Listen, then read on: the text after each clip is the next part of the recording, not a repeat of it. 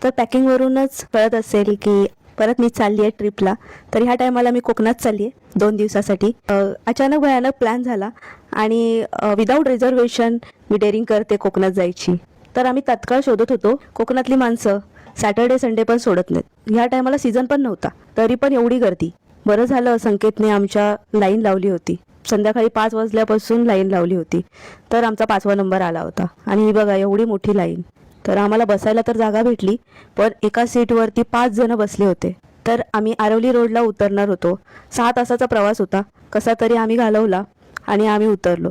तर बघतोय तर प्लॅटफॉर्मला गाडीच थांबली नाही, बाजूच्या ट्रॅकवरती गाडी थांबली होती. तर आम्ही उतरलो तिथून आणि ही बघा ही एवढी सगळी धावपळ चालू होती.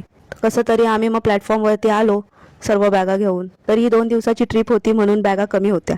नाही तर कोकणात जायचं म्हणजे तुम्हाला माहिती आहे की सगळं घेऊन जावं लागतं. त्याच्या डबल मुंबईला घेऊन येतो आपण. तर आम्ही निघालो होतो माझ्या मामाच्या गावाला. आम्ही ऑटोमध्ये बसलो आणि मामाईला आम्ही सरप्राईज देणार होतो. पण आय थिंक तिच्याकडे बघून असं वाटत होतं की तिला अगोदरच माहीत होतं की आम्ही येणार आहे. तरी तिच्या चेहऱ्यावरचा आनंद खूप वेगळाच होता. तरी ह्या टायमाला मी माझ्या सासूला आणि नवऱ्याला घेऊन गेली होती. तर संकेतने खेकड्याचा ट्रॅप बनवला होता. तर तो बघूया आपण नेक्स्ट व्लॉगमध्ये. तुम्हाला हा पूर्ण व्हिडिओ बघायचा असेल तर यूट्यूबला आहे, बायोमध्ये लिंक आहे यूट्यूबची, तर चेक करा. Okay then bye.